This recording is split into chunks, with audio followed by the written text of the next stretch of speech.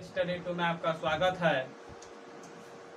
आज क्लास 10 का subject mathematics पढ़ेंगे, चैप्टर नंबर 1, जिसका नाम है वास्तविक संख्याएं, रियल नंबर्स।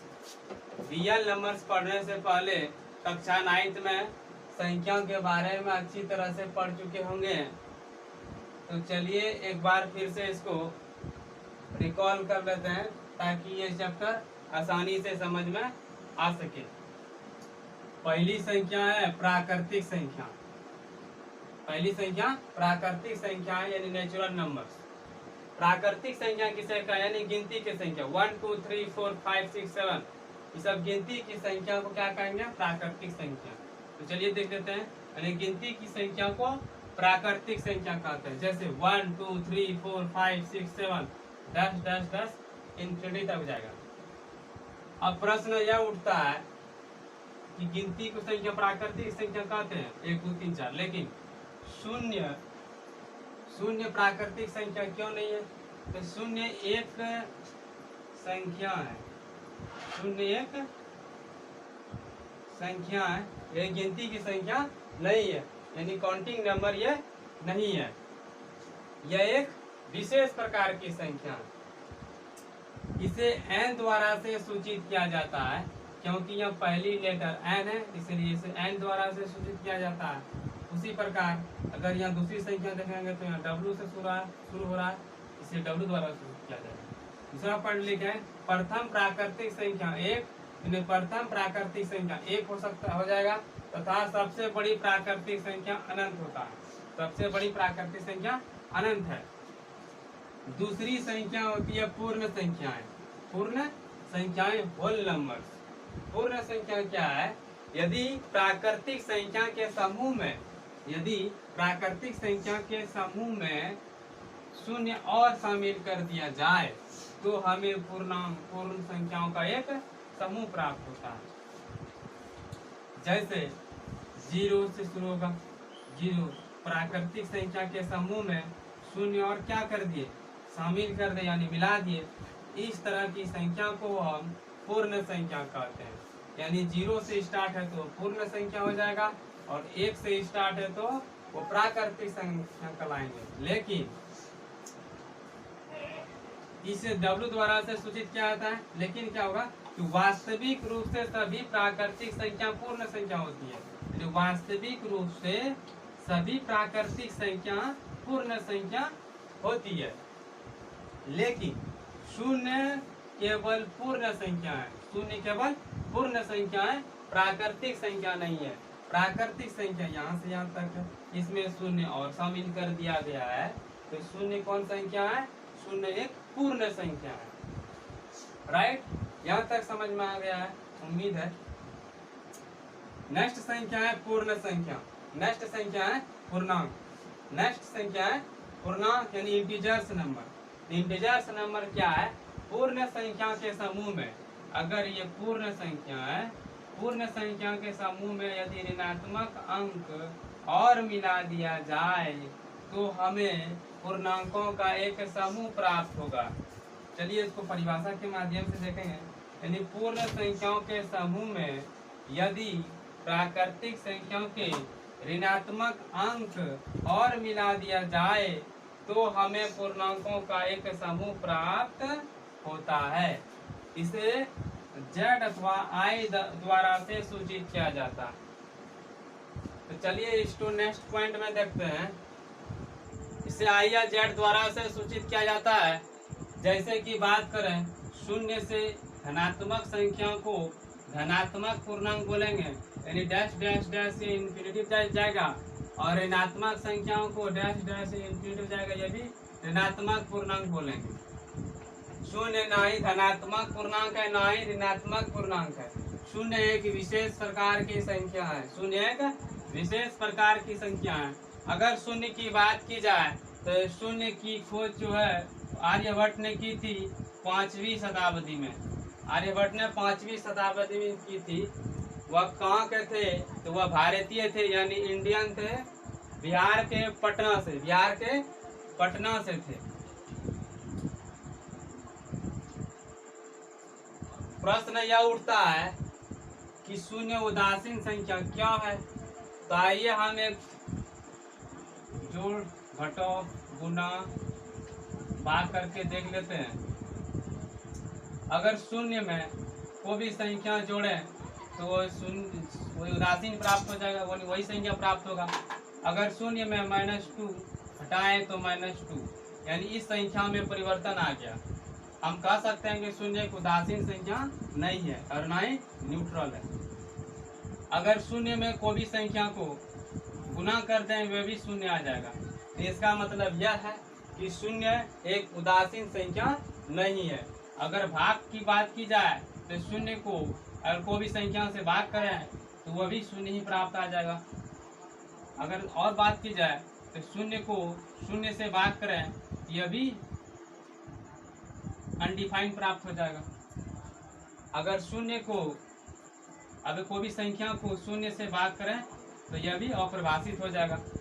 यानी संख्या में कुछ न कुछ परिवर्तन आ रहा है, इसलिए हम कह सकते हैं कि शून्य एक उदासीन संख्या नहीं है, शून्य एक विशेष प्रकार की संख्या है।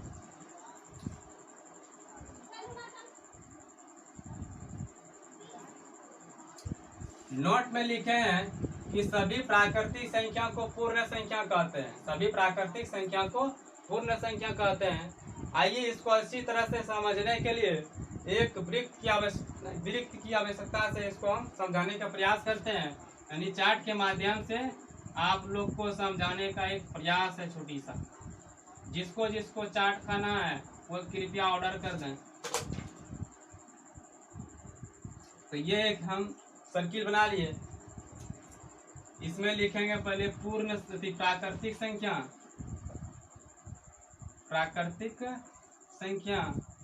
दूसरा लिखेंगे पूर्ण संख्या, पूर्ण संख्या प्राकृतिक संख्या 1 2 3 4 इस तरह जाता है। पूर्ण संख्या 0 से शुरू हो जाएगा। और पूर्णांक संख्या, पूर्णांक संख्या, पूर्णांक संख्या प्लस माइनस दोनों रहता है, इधर -2। तो देखो हम कह सकते हैं सभी प्राकृतिक संख्या को पूर्ण संख्या कहते हैं। यानी सभी प्राकृतिक संख्या जो है वह पूर्ण संख्या है, यानी बिल्कुल है। तो पूर्ण संख्या किससे शुरू होता है? पूर्ण प्राकृतिक संख्या 1 2 से इसके अंतर्गत है। यानी छोटी वृत्त जो है बड़ी वृत्त के अंतर समाहित है, हम कह सकते हैं। तो बिल्कुल है। सभी प्राकृतिक संख्याओं को पूर्णांक संख्या कह सकते हैं। यानी सभी प्राकृतिक संख्या को पूर्णांक संख्या कह सकते हैं। ये छोटी वृत्त जो है वो बड़ी वृत्त के अंतर समाहित है, तो बिल्कुल हम कह सकते हैं। तो यहाँ देखो ये सब क्या है? प्राकृतिक संख्या, तो इसका अंतर्गत है। पॉइंट नंबर 3 में लिखे हैं कुछ पूर्णांक संख्या प्राकृतिक संख्या है। यानी कुछ पूर्णांक जो है प्राकृतिक संख्या है, तो बिल्कुल है। देखो कुछ है प्राकृतिक संख्या, ये भी सही है। नेक्स्ट पॉइंट लिखेंगे कुछ पूर्ण संख्या प्राकृतिक संख्याएं हैं। यानी कुछ पूर्ण संख्याएं प्राकृतिक संख्या है। यानी कुछ पूर्ण संख्या जो है वो प्राकृतिक संख्या है। यानी कुछ पूर्ण संख्या प्राकृतिक संख्या है, बिल्कुल है। यानी कुछ पूर्ण संख्या जो है प्राकृतिक संख्या, बिल्कुल है, ये भी सही है। यानी सभी पूर्ण संख्या प्राकृतिक संख्या है। यानी सभी पूर्ण संख्या जो है वो प्राकृतिक संख्या है, यह नहीं है। शून्य एक पूर्ण संख्या है, लेकिन 1 2 3 4 5 6 7 8 यह एक प्राकृतिक संख्या है, यह नहीं है। सभी पूर्णांक संख्याएं प्राकृतिक संख्या है। यानी सभी पूर्णांक संख्या प्राकृतिक संख्या नहीं है, तो मुझसे ये भी गलत हो गया। नेक्स्ट पॉइंट है परिमेय संख्या। नेक्स्ट संख्या है परिमेय संख्या, रोटेशनल नंबर्स। परिमेय संख्याएं वे संख्याएं जिसे P/Q के रूप में लिखी जा सके, जहां P और Q पूर्णांक हो तथा Q शून्य के बराबर नहीं हो, परिमेय संख्या कहलाते हैं। जैसे P/Q is not equal to 0, यानी Q जो है 0 के बराबर नहीं आना चाहिए। तो इस तरह की संख्याओं को हम परिमेय संख्या है। जैसे अगर बात करें जैसे जितना पूर्णांक है यानी 0/1 या भी p/q के रूप में लिख सकते हैं। 0 पूर्णांक हम लिख देते हैं 1 2 3 4 5 6, इधर -1, इधर जगह -2 -3 -4, यानी इतनी जितनी संख्या है इसको हम p/q के रूप में लिख सकते हैं। इसके नीचे 0 लिखे कुछ नहीं तो 1 है, इसको p/q के रूप में लिख सकते हैं। इसका भी 1 है, p/q के रूप में लिख सकते हैं। यानी जिस और 22/7 भी यह भी एक परिमेय संख्या है। इस जितना ये सब संख्या है उसे हम परिमेय संख्या। नेक्स्ट संख्या है अपरिमेय संख्या। अपरिमेय संख्याएं इरेशनल नंबर वे संख्याएं जिसे p/q के रूप में नहीं लिखी जा सके उन्हें अपरिमेय संख्या कहते हैं। जिसे p/q के रूप में नहीं लिखी जा सके उन्हें अपरिमेय संख्या कहते हैं। पहला है नॉन टर्मिनेटिंग डेसिमल यानी अशांत दशमलव, और दूसरा है नॉन रिपीटिंग डेसिमल अशांत दशमलव।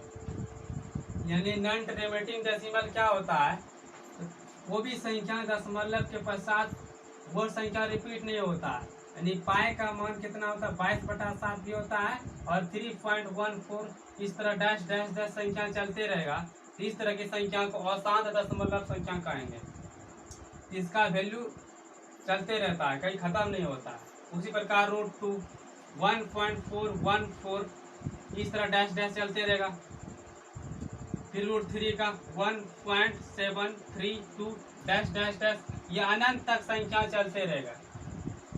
√4 की बात करें तो √4 जो है इसका 2 हो जाएगा। √4 निकल करके इसका मान जो है 2 निकलता है, यानी इसको 1 इसको p/q के रूप में लिख सकते हैं। इसलिए √4 जो है वह परिमेय संख्या है।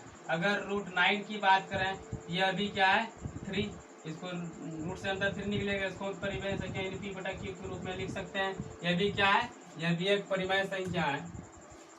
और दूसरी बात करें 2/3 यानी 2/3 अगर बात करें तो यह है रिपीटिंग डेसिमल यानी अशांत दशमलव। ये फिर से वही संख्या रिपीट होगा 6 करके इस तरह संख्या फिर से ही रिपीट होगा।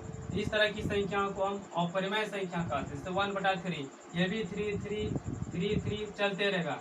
तो इस तरह की संख्याओं को रिपीट होने वाली संख्या को ये भी संख्या हो जाएगा अपरिमेय संख्या। नेक्स्ट संख्या है वास्तविक संख्या। नेक्स्ट संख्या है वास्तविक संख्या। पाई भी जो है वह एक अपरिमेय संख्या है, अपरिमेय संख्या है। लेकिन 22/7 यह क्या है, यह परिमेय संख्या है। इतना से याद रखना है। वास्तविक संख्या क्या होता है, वास्तविक संख्या यानी परिमेय और अपरिमेय संख्या के समूह को वास्तविक संख्या कहते हैं। अगर दोनों संख्या एक साथ रहे समूह में तो उसे हम क्या बोलेंगे, वास्तविक संख्या। यानी परिमेय संख्या और अपरिमेय संख्या के समूह को वास्तविक संख्या कहते हैं। जैसे 3/1 इसको p/q के रूप में लिख सकते हैं, 5/1 इसको p/q के रूप में लिख सकते हैं। लेकिन √7 जो है, √7 कौन संख्या है, √7 जो है इसका वैल्यू नहीं लिख लेगा, इसलिए √7 अपरिमेय संख्या। ये सब अपरिमेय संख्या है। रूट जितना रूट में आएगा वो सब कौन संख्या आ जाएगा, अपरिमेय संख्या।